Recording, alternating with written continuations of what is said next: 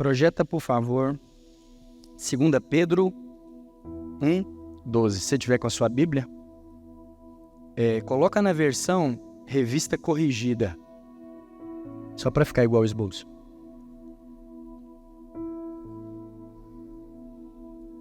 Revista Corrigida.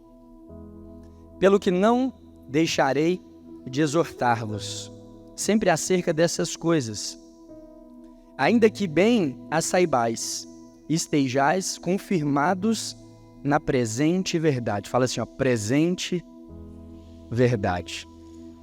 Verdade atual. Amém? O que nós vamos compartilhar hoje está com base nisso.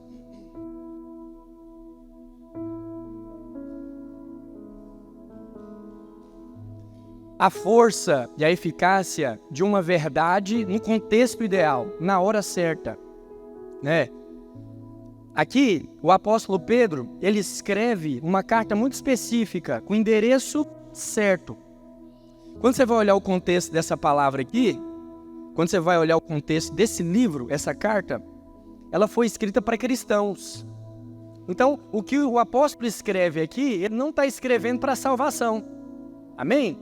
Então, não é uma mensagem evangelística. Não é um apelo para as pessoas se arrependerem dos seus maus caminhos e aceitarem a Jesus. Não, ele está falando para quem já aceitou Jesus e está dentro da igreja, e ele está falando dentro de um contexto. Ele está falando para crente. Ele está falando para pessoas que já foram salvos. E como é que é a salvação? Graça mediante a... Como é que é a salvação? Graça mediante a fé. Então, quando você lê, principalmente essa carta de Pedro e a 1 Pedro e 2 Pedro, você percebe que ele tem um nível de exortação diferente dos apelos evangelísticos dos evangelhos. Ele recobra um certo comportamento e uma conduta dos cristãos para atingirem a plenitude da natureza divina. E ele fala que isso vai influenciar, se você ler ali os capítulos anteriores a esse que eu li, você vai ver que ele fala assim, olha, para que você não viva na inatividade e nem na infrutuosidade do evangelho. Então, ele fala de uma conduta e um comportamento que pode promover no crente, ou seja, na pessoa que já foi salva, uma certa paralisia. Uma das coisas que às vezes nós não percebemos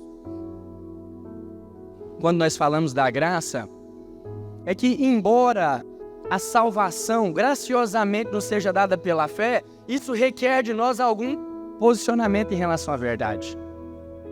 E você precisa se posicionar de maneira adequada. Aí, o apóstolo Pedro aqui faz uma série de exortações a respeito disso. E aí, quando ele finaliza aqui no verso 12, ele fala assim, a presente verdade. Por que você acha que nesse contexto aqui, ele escolhe justamente essa afirmação, uma verdade presente? Será que basta ser verdade? Você acredita, por exemplo, que a Bíblia é a verdade? Sim ou não? Você acredita que ela é a verdade ou que ela tem a verdade? Ela é a verdade na sua plenitude. Então, tudo que está na Bíblia é verdade? Sim ou não? Tudo, cada vírgula, cada ponto, tem um motivo específico para cada versículo, para cada história, para cada personagem. E tudo casa com o seu contexto, com a sua situação, com as suas crises, com as suas alegrias, com as promessas que envolvem você. Então, mas tem coisa que não se aplica mais, sim ou não? Continua sendo verdade, mas tem verdades que ficaram para trás. Projeta Gênesis, capítulo 1, verso 28. É a primeira coisa que o Senhor fala para Adão lá no jardim. Olha só, Gênesis 1, 28. Sede fecundos, multiplicai-vos, enchei a terra, sujeitai-a. Dominai sobre os peixes do mar, sobre as aves dos céus e sobre todo animal que rasteja pela terra. É a primeira recomendação para o homem criado, sim ou não? Então, essa era uma verdade atual? Sim? Acabou de criar o homem acordou, viu Deus, o que ele fala? Seja fecundo e multiplicai. Então o que Deus pede para o homem? E o que era suficiente para o homem fazer para satisfazer a vontade de Deus nesse contexto aqui? O quê? Multiplicar. Como é que papai multiplica? Tem crianças aí? Tem. É isso aí que você já sabe. Então a única tarefa que é dada aqui é esse prazer, esse descanso e esse deleite. Essa foi a ordem. Essa é a única recomendação no jardim? Sim ou não? Projeta Gênesis capítulo 2, verso 16 e 17.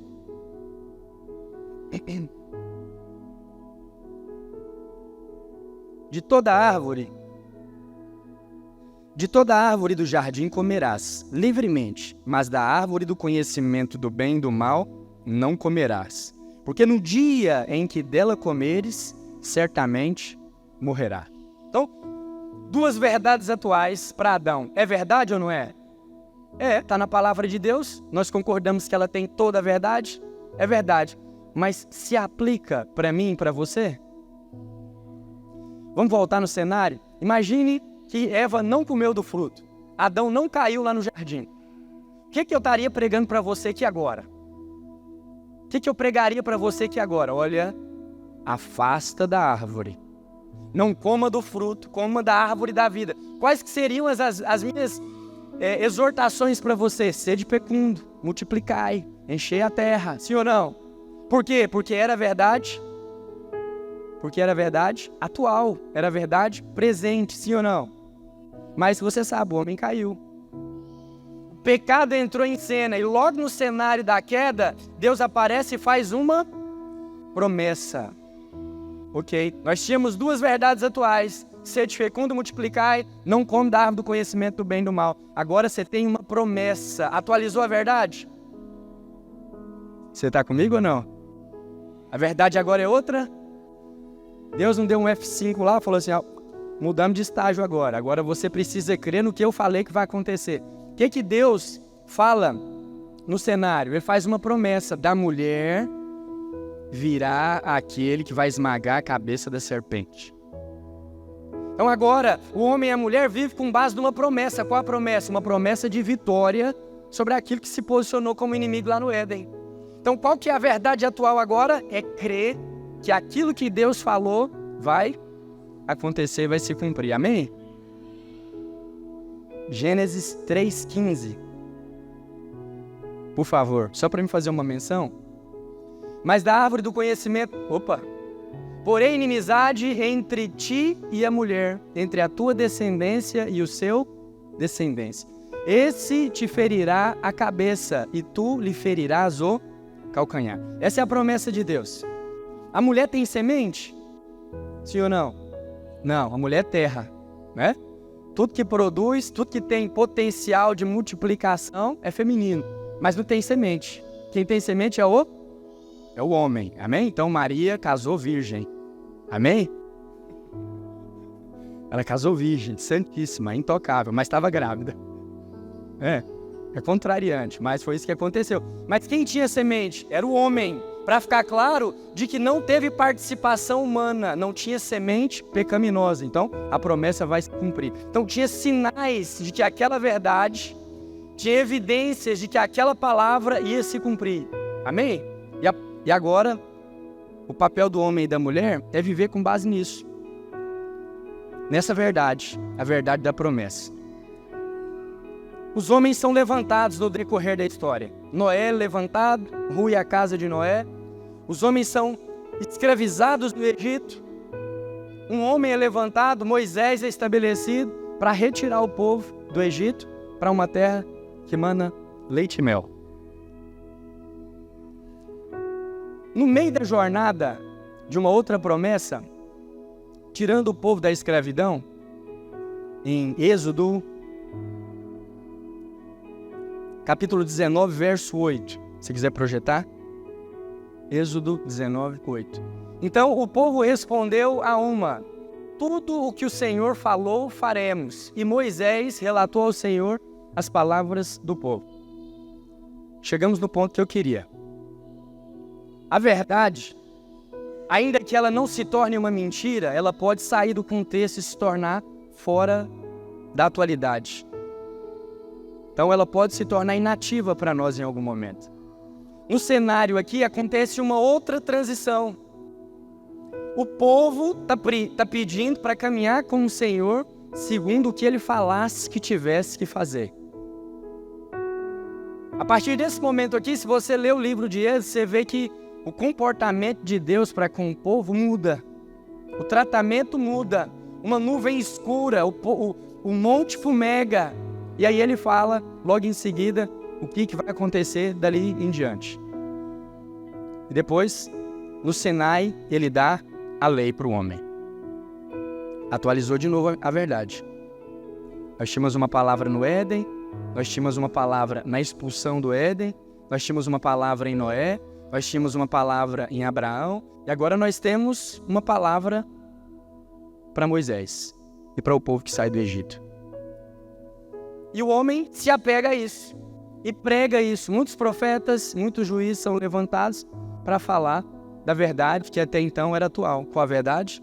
A verdade dos mandamentos bíblicos.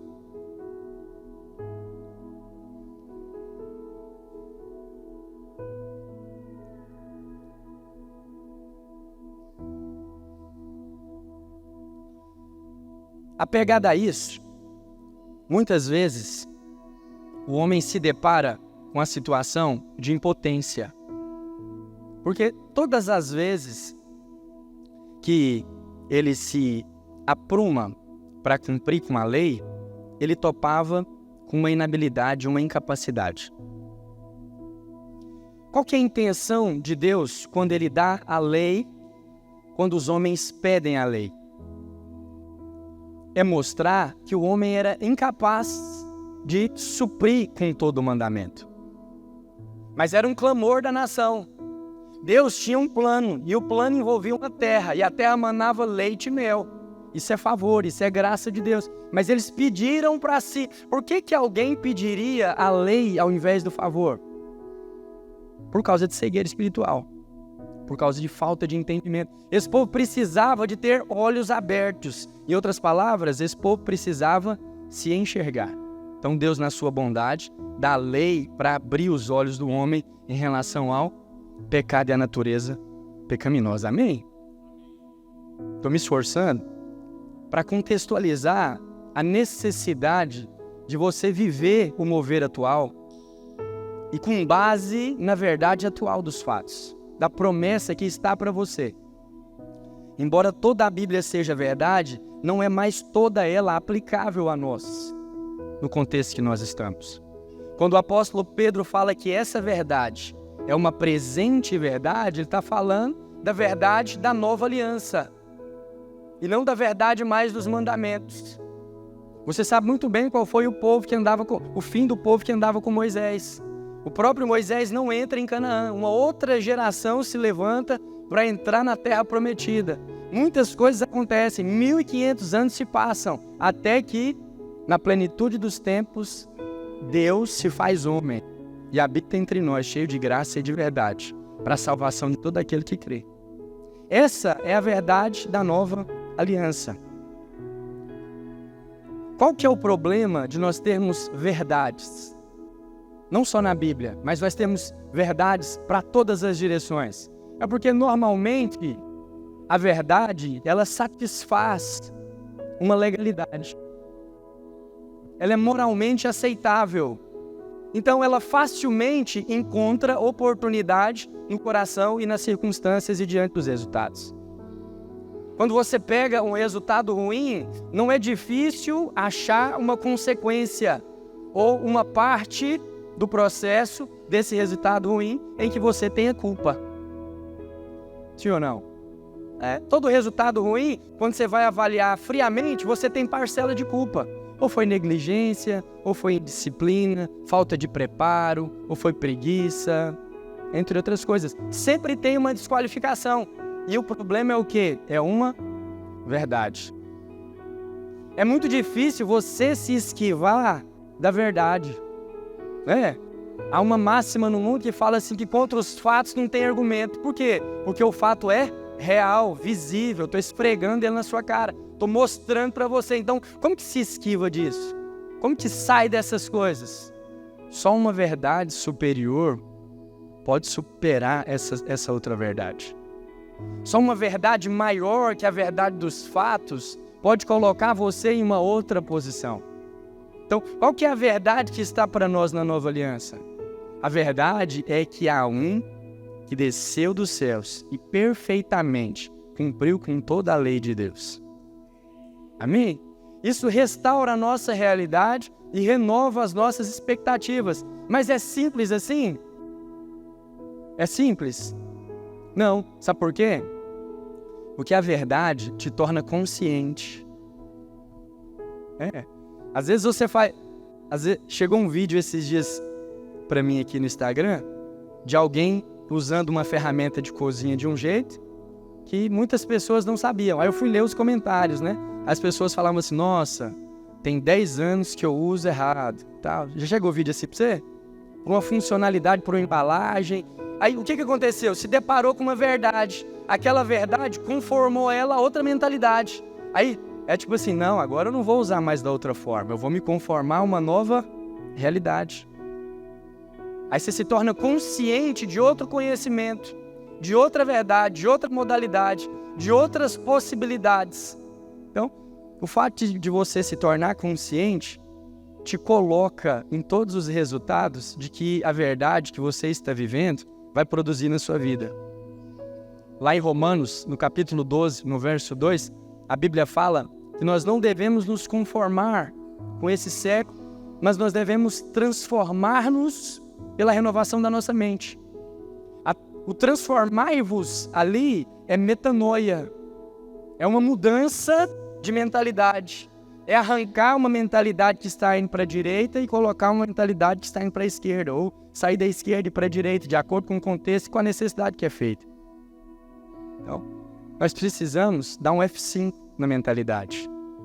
Sair das verdades do merecimento e da justiça própria e vir para a mentalidade do favor e da graça imerecidos.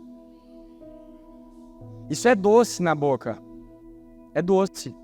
Falar, entender e declarar é muito simples, mas na prática isso requer de nós um conhecimento que se encaixa com a exortação do que o apóstolo Pedro está falando, um conhecimento da verdade atual. Jesus, quando ele se descreve para os discípulos, ele fala que eu sou a verdade. Ele põe um artigo definido. Ele desqualifica as outras verdades. Então, mesmo que haja uma outra verdade, tem uma verdade que é fundamental, que é única e exclusiva. E ela é eterna, a nova e eterna aliança. É isso que está para nós. Essa é a realidade que nós temos para os nossos dias. E o esforço que eu e você precisamos fazer é para entender a realidade da nova aliança. De que os critérios foram cumpridos para Cristo, por Cristo. Que Jesus pagou o preço que deveria ter sido pago para resgate daqueles que estavam perdidos. De uma vez para sempre. Que certamente Ele levou sobre si as nossas dores. E que o castigo que nos traz a paz estava sobre Ele. Então nós não precisamos viver outra vez angustiado, ansioso. Porque há uma verdade superior e suprema para mim e para você. O nosso trabalho, o nosso esforço está em conhecer a Ele e a essa verdade. E não é simples renovar a mente. Se conscientizar ou se convencer de uma realidade atual e nova. Mesmo que eu consiga provar para você com palavras, no dia da prática, isso vai requerer de você um esforço e uma renúncia. Uma das coisas que o sermão não te prepara é para reconhecer desqualificação.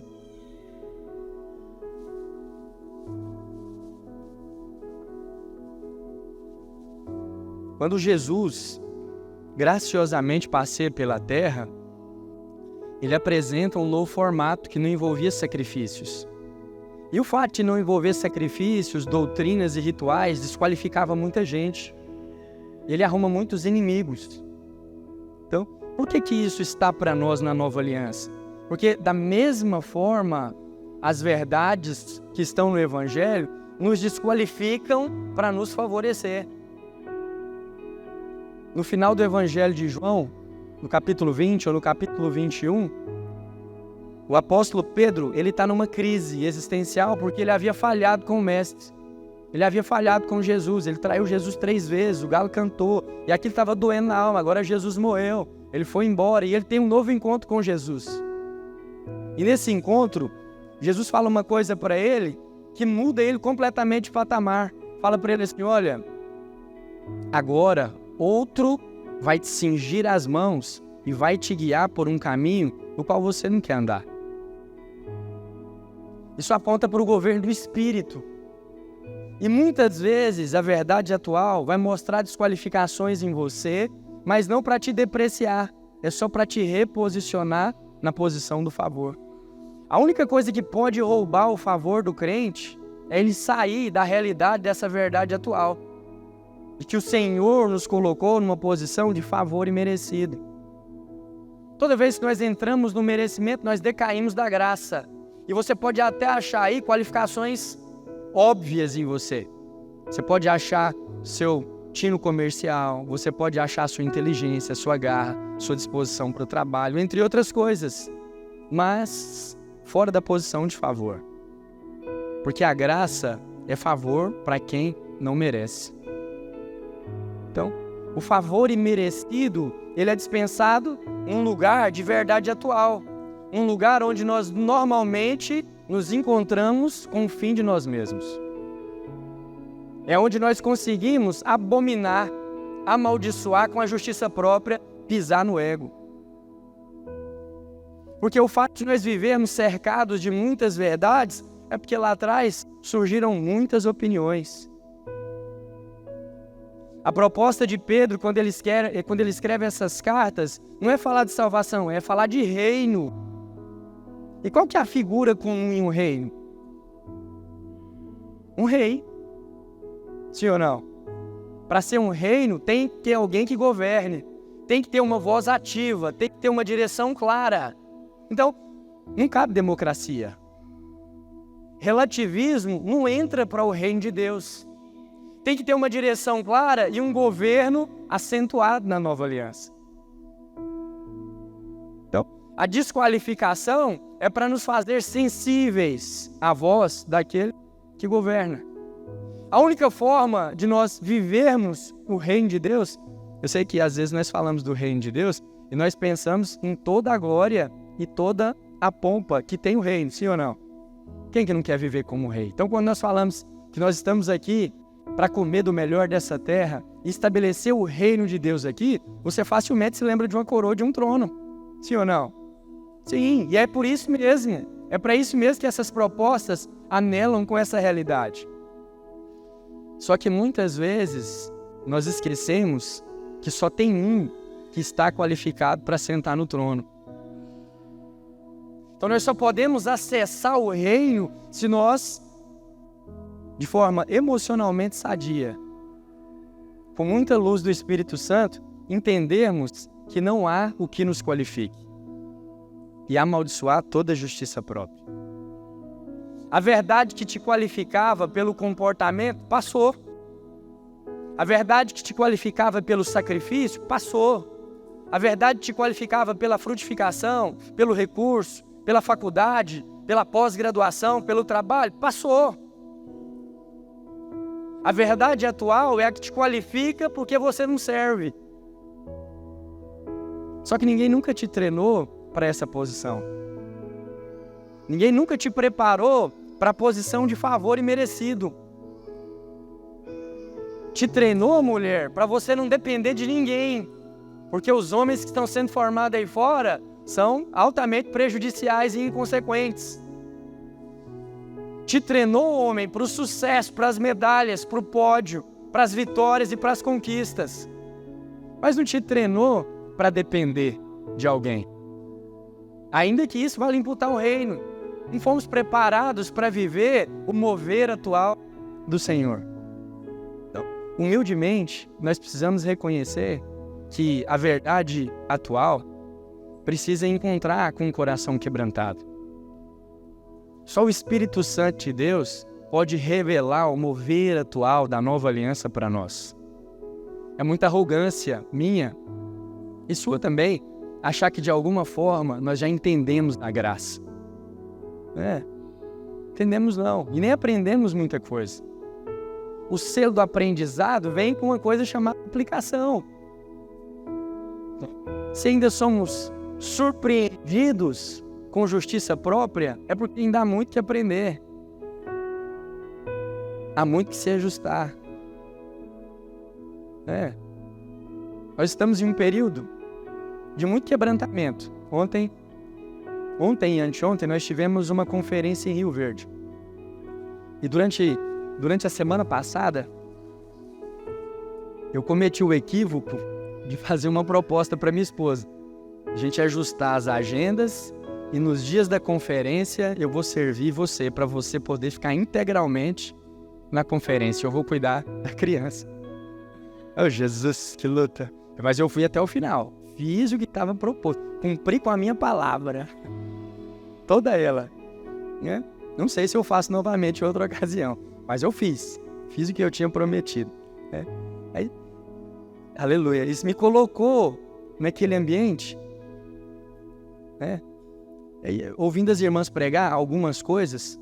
Na verdade, eu estava cuidando do meu filho.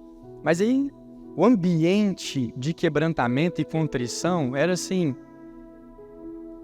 Mas não era para todos. Não era para todos. As palavras que nós pregamos aqui não tocam todo mundo na mesma hora, no mesmo momento. Requer de nós um posicionamento, requer de nós uma sede, requer de nós uma atenção, requer de nós uma cooperação. Quantas sementes das que estão sendo produzidas agora, pelo poder do Espírito Santo de Deus, estão sendo perdidas? Só porque um dos seus pensamentos divagou em outra circunstância, um trabalho que você tem que fazer amanhã, uma pessoa que te chateou, uma frustração. Você saiu daqui, por um instante, quando você voltou, eu estava falando outra coisa. Passou o mover. Eu fiquei olhando, eu falei assim, tem tanta preciosidade nesse mover atual, tem tanta coisa que parece que não há mais o que fazer senão descansar.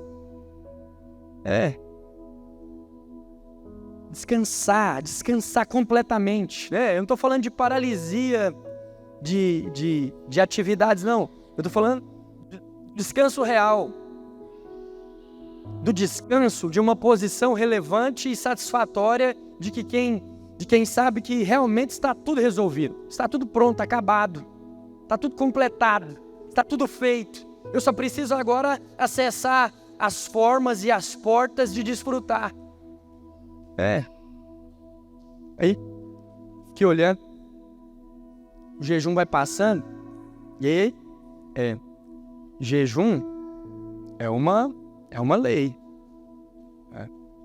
A gente estipula uma lei para os próximos 21 dias. E, se você está fazendo, você sabe, você é desqualificado toda hora. Toda hora você sente. Se você estiver fazendo jejum de abstinência de comida, ou de algum alimento específico, volta e meia você é pego querendo quebrar a regra. E aí, qual que é a experiência que nós temos?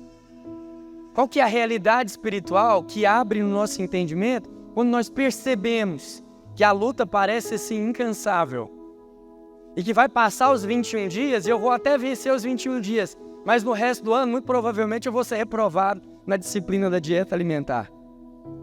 Ou seja, assim, o sacrifício parece que não adiantou. A qualificação não foi plena, não foi perfeita, né? Olha só, o tanto que é desgastante um caminho nessa direção. Mas, e se não fizer? Depois, eu acho que o primeiro jejum que eu fiz foi em 2013. Foi em 2013 que eu consegui fazer assim, de uma maneira aceitável. Teve alguns deslizes, talvez, mas eu consegui fazer de maneira aceitável. Eu tinha muito pouco peso, bem menos do que hoje. E então, sofria muito com perca de peso, aí perca de peso acentuava outras coisas, aí passava mal. Hoje eu passo mal também, só que eu já sei que eu vou passar, então eu já fico em paz. Já compro lá os Dorflex que precisa, né? Coloco ali perto da cama, então sinto um pouco mais de dor, sinto algumas câimbras. Essa é a idade, tá chegando, né? Mas uma coisa é inegável na experiência: só tem favor para quem está fazendo. Não tem como eu falar de oração, falar de um tempo de oração intensificada como o jejum, sem gerar em você justiça própria. É quase impossível. A única forma de você fugir da justiça própria, quando o assunto for uma realidade espiritual, é se você estiver praticando oração em jejum. E só dá para entender o favor se você estiver dentro. Não dá para entender o favor de fora. Só dá para você entender essa desqualificação que te promove se você de fato achar o lugar onde você realmente renuncia a si mesmo, renuncia o seu ego. Amaldiçoa toda a justiça própria, todo o merecimento. Quando o apóstolo Paulo fala de uma presente verdade, ele fala de uma verdade que vale a vida. A verdade que vale as conquistas. A única verdade que te qualifica sem pré-requisitos e te sustenta sem aperfeiçoamento. Eu lembro que a primeira vez que nós falamos do reino de Deus, 2016, minha equipe discipulada, era muito difícil falar do reino de Deus sem os irmãos entrarem em demanda, né? Quer ver? Se eu falar de arrebatamento, nós estamos com guerra no Oriente. Se eu falar de arrebatamento, rapidamente você pensa assim: será que eu tô? Porque eu fiz isso, eu fiz aquilo, eu fiz aquilo outro. Consciente de uma verdade antiga. Qual que era a verdade antiga? Tinha algumas coisas e alguns requisitos que precisavam ser executados por você para te qualificar à posição de favor. Olha, essa mensagem não é uma mensagem para quem está lá fora esperando uma salvação. Não, essa mensagem aqui é para o reino, é para desfrute. É uma mensagem que requer um comportamento seu, uma mudança de mentalidade. Para ser assim bem digital, requer de você uma atualização, um F5.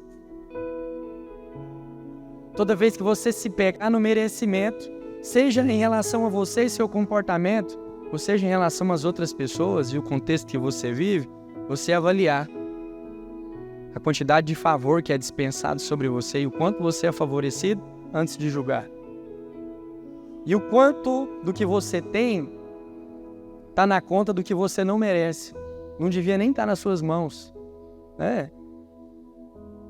Às vezes eu vejo alguns irmãos, eles ficam assim receosos de me procurar, de me acionar, tirar uma dúvida, de pedir uma visita, Eu não sei, a despeito talvez de não constranger, de não custar para ninguém, mas tem essa possibilidade?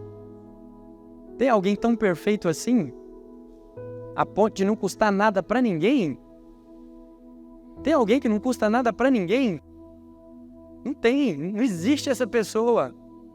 Eu vejo o arranjo divino nessas coisas. Não tem ninguém que vê esse mundo desligado de tudo. A não ser que você nasceu dentro de uma cápsula, e foi arremessado do espaço para cá. É o Thor, Caiu aqui no meio dos mortais. Veio numa cápsula, caiu. Mas caso contrário, se você nasceu de mamãe, quando você nasceu, alguém já se preocupava com você e a mamãe não tem escolha.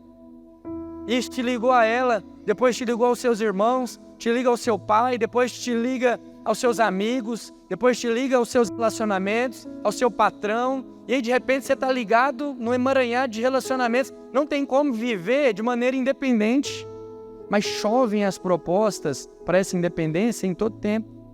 Qual que é o problema? São todas verdades. As verdades para uma liberdade emocional, para você ir viver a sua vida, Como se fosse fácil se desvincular dos relacionamentos e viver como se você vivesse altaneiramente sozinho. Não. Estamos todos amarrados nos relacionamentos e o valor da vida sempre está em outra vida. Da mesma forma que o favor é dispensado aí, a desqualificação também aparece por aí. Normalmente quem te desqualifica dorme do seu lado, na cama. Os seus filhos, quando evoluem, ganham alguns meses, aprendem uma atividade nova, uma palavrinha nova na escola, não é? Às vezes não é nem uma palavrinha, é uma palavrona, né? Um palavrão, surpreende, passa vergonha em você.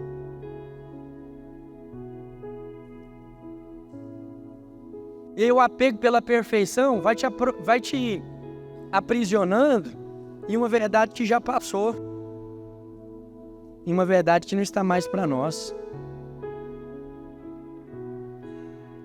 uma verdade que não está mais no nosso contexto, mas nunca deixou de ser verdade.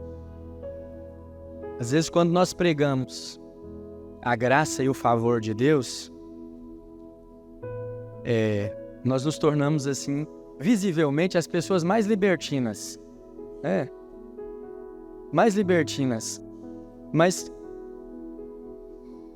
eu nunca desfrutei de maior vitória sobre as tentações do que nesse mover atual. Porque toda outra verdade anterior à verdade do mover atual fortalece uma só coisa. Fortalece o pecado. A falta de habilidade do homem. A falta de condição humana para realizar aquilo que está proposto. De alcançar aquilo que está à disposição para você como promessa. Então, quanto mais rápido nós nos encontramos com essas coisas, mais favor é dispensado sobre nós. Isso não está relacionado ao pecado, ou à quantidade de pecado que você comete. E quando nós falamos que onde abundou o pecado, superabundou a graça de Deus, às vezes você é tentado a acreditar que então tem que pecar muito para ter muito favor.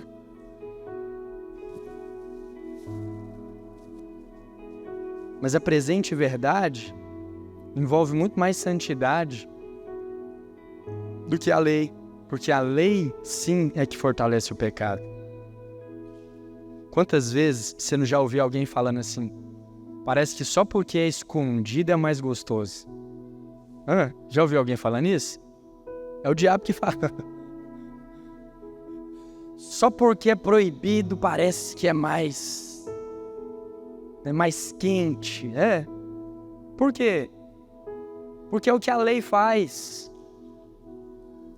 A lei é um código, uma doutrina normativa, um código de conduta para falar o que pode e o que não pode, o que serve e o que não serve. Aí o que ela faz?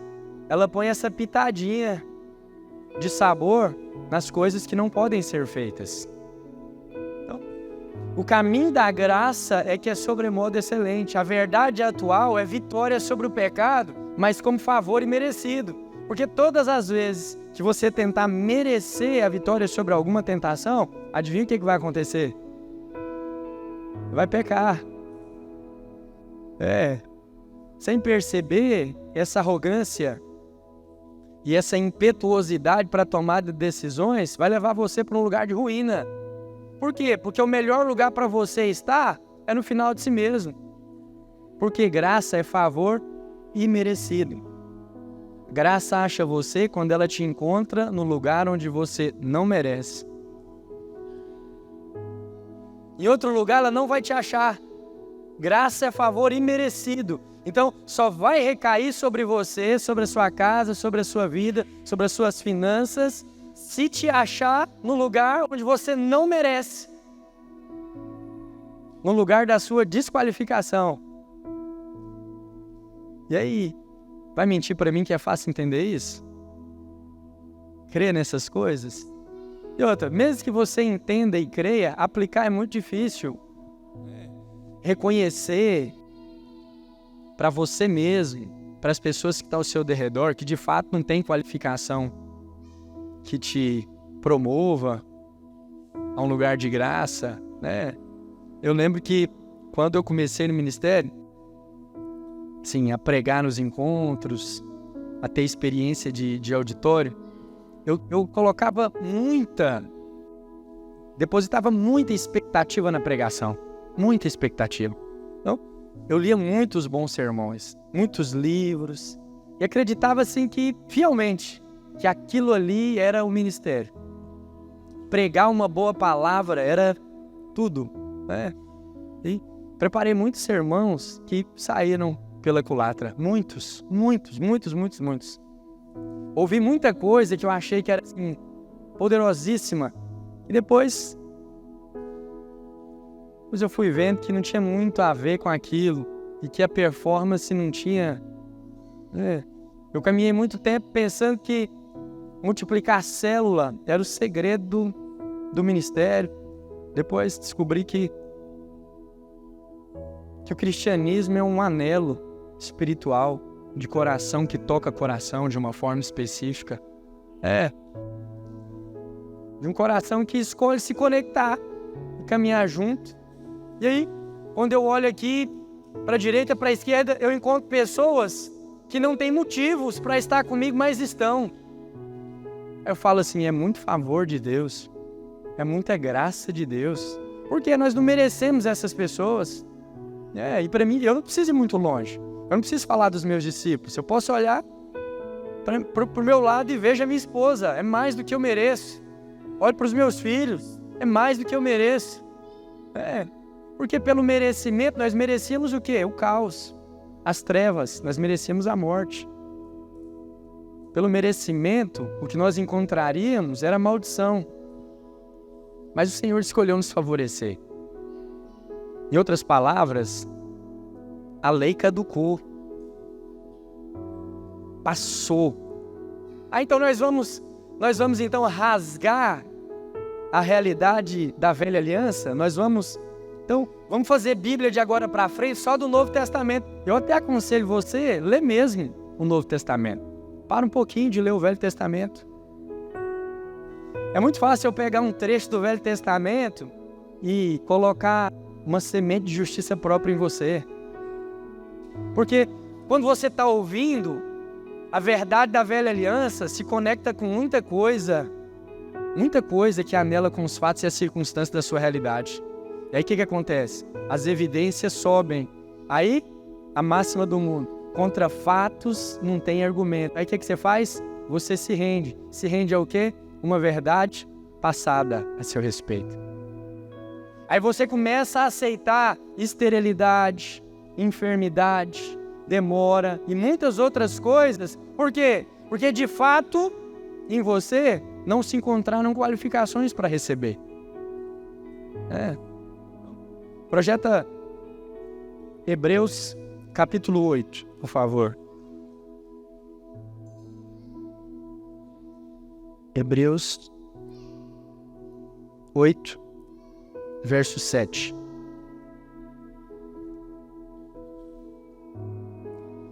Porque se aquela primeira aliança tivesse sido feita sem defeito, de maneira alguma estaria sendo buscado lugar para uma segunda. E de fato, repreendendo-os, diz: Eis aí vem dias, diz o Senhor, e firmarei nova aliança com a casa de Israel e com a casa de Judá, não segundo a aliança que fiz com seus pais, no dia em que os tomei pela mão para conduzi-los até fora da terra do Egito. Pois eles não continuaram na minha aliança e não atentei para eles, diz o Senhor. Porque esta é a aliança que firmarei com a casa de Israel. Depois daqueles dias, diz o Senhor, na sua mente imprimirei as minhas leis. Também sobre o seu coração as escreverei. Eu serei o seu Deus e eles serão o meu povo. E não ensinará jamais cada um ao seu próximo, nem cada um a seu irmão, dizendo: conhece o Senhor, porque todos me conhecerão, desde o menor até o maior. Pois para com as suas iniquidades usarei de misericórdia, e dos seus pecados jamais me lembrarei. Ele está falando aqui, de uma transição de aliança e de uma conduta que ele vai tomar em relação a mim e a você. Ele fala assim, eu não vou mais me lembrar dos seus pecados e das suas transgressões.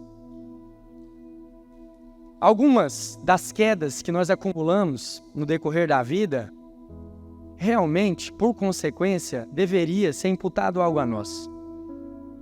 As consequências de algumas escolhas realmente deveriam recair sobre nós mesmos.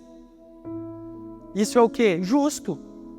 Se você semeou algo ruim, ter uma semeadura, ter uma colheita ruim, é o quê? Normal. Isso é justo, sim ou não? Mas o que o Senhor está falando aqui? Ele é o Deus de toda justiça. Ele está falando que não se lembra das suas transgressões. Ele está falando que o Deus Todo-Poderoso não se lembra das suas péssimas semeaduras. Que a sua colheita não está mais com base naquilo que você plantou. Em outras palavras, para a gente falar de maneira legal, se a justiça não se lembra, não tem o que condenar. Caducou. Não há mais veredito sobre o réu. Por quê? Porque a única que poderia guardar isso na memória era a justiça. E o que a justiça fala? Dos seus pecados. Não mais me lembrarei. A justiça escolheu esquecer das suas transgressões. Aqui, agora para você entender isso de uma maneira graciosa. Ele fala assim,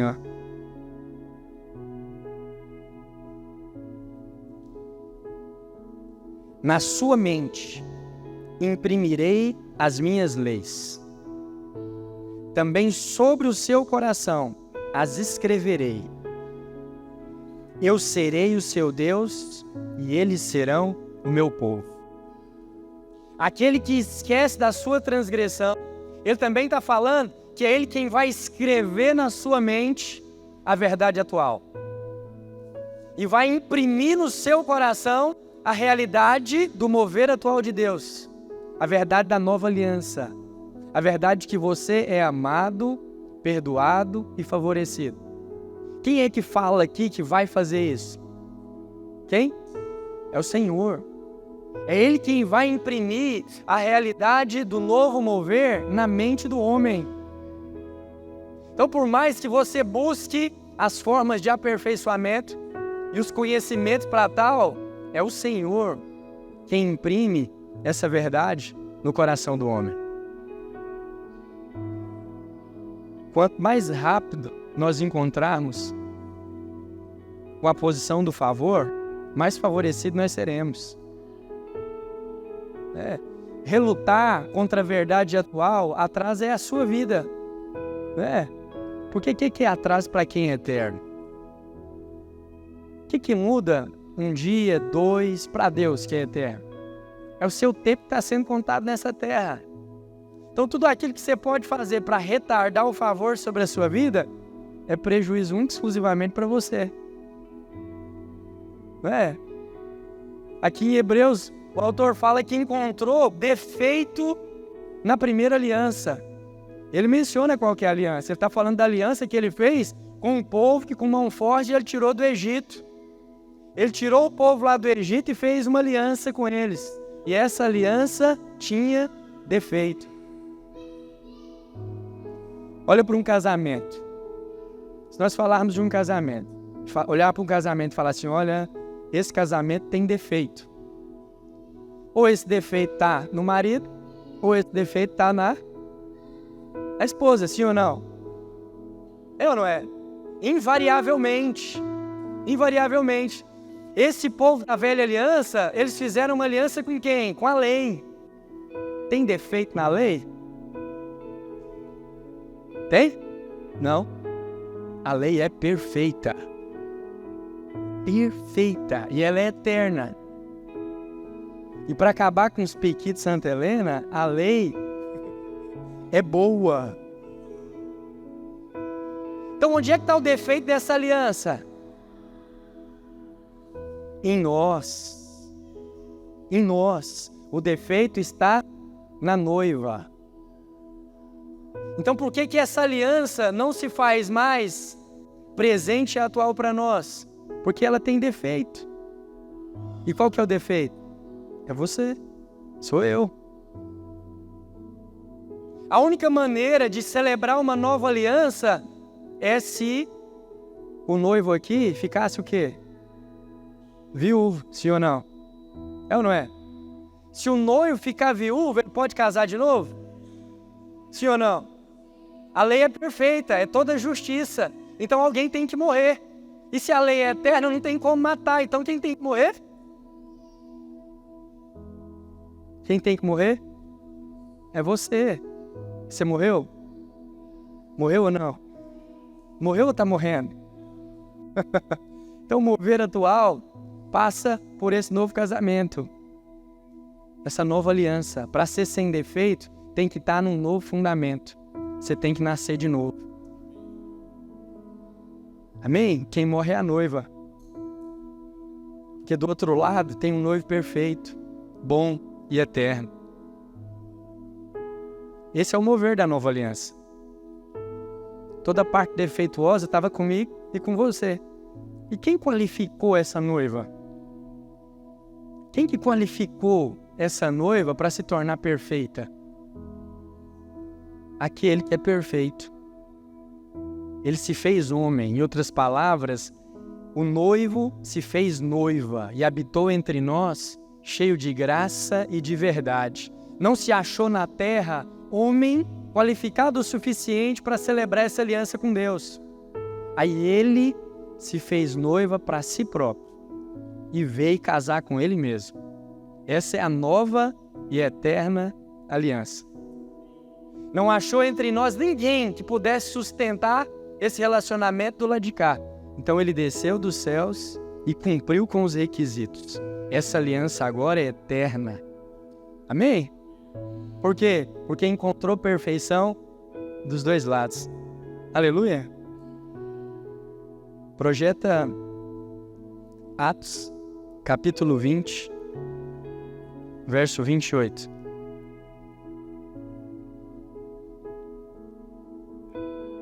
A verdade última. Atendei por vós e por todo o rebanho, sobre o qual o Espírito Santo vos constituiu bispos para pastoreardes a igreja de Deus, a qual ele comprou com seu próprio sangue. Eu sei que depois da minha partida, entre vós penetrarão lobos vorazes, que não pouparão rebanho, e que dentre vós se levantarão homens falando coisas pervertidas para arrastar discípulos atrás delas. Portanto, vigiai, lembrando-vos de que, por 3 anos, noite e dia, não cessei de admoestar com lágrimas a cada um de vós. Agora, pois, encomendo-vos ao Senhor a palavra da sua graça, que tem poder para edificar e dar herança entre todos os que são santificados. Atos 2, do 20, do 28 ao 32. O apóstolo Paulo aqui, ele está falando de um risco no contexto que eles estavam vivendo. O contexto era de que iam penetrar no meio da igreja e entre os discípulos alguns lobos vorazes para tentar levar alguns discípulos. A exortação que nós começamos aqui do apóstolo Pedro era exatamente a mesma, para que nós, cristãos, permanecêssemos na verdade presente. E o apóstolo Paulo fala que esse é o último mover e a última coisa com a qual a igreja deve se preocupar, velar e cuidar. Com as verdades paralelas que seriam semeadas no nosso meio. Quase todas as coisas que assediam o crente e o cristão são verdades.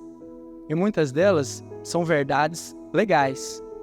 Olha, todo pastor que vai para as redes sociais para responder perguntas, ele acaba respondendo sempre as mesmas coisas. Porque as perguntas são sempre as mesmas, envolvem sempre a mesma coisa: o pode ou não pode, o certo ou errado. Está tudo ligado com a árvore do conhecimento do bem e do mal. Está tudo ligado a uma verdade que já passou. Tatuagem é pecado? Por que você acha que uma pessoa se preocupa com isso? Porque ela vai definir o comportamento depois do veredito. Sim ou não? É lei, não é? É lei ou não é? Agora eu te pergunto, tatuagem é pecado? Depende.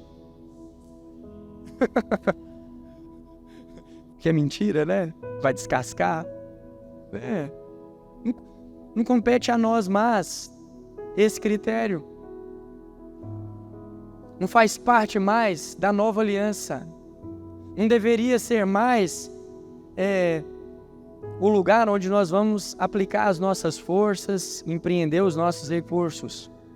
Por quê? Porque nós devemos conhecer a verdade atual. A presente verdade. A verdade atual é que a graça, quando multiplicada, resulta em porção dobrada. Não precisamos nos contentar com o que temos provado. Há muito favor à nossa disposição. Muito favor requer muita luz. Não fica assustado quando os movimentos da graça de Deus expor você, não. Mostrar as suas debilidades, não. Ele só está tentando te firmar e te fortalecer na posição do favor imerecido. É aí mesmo que você tem que ficar. Amém?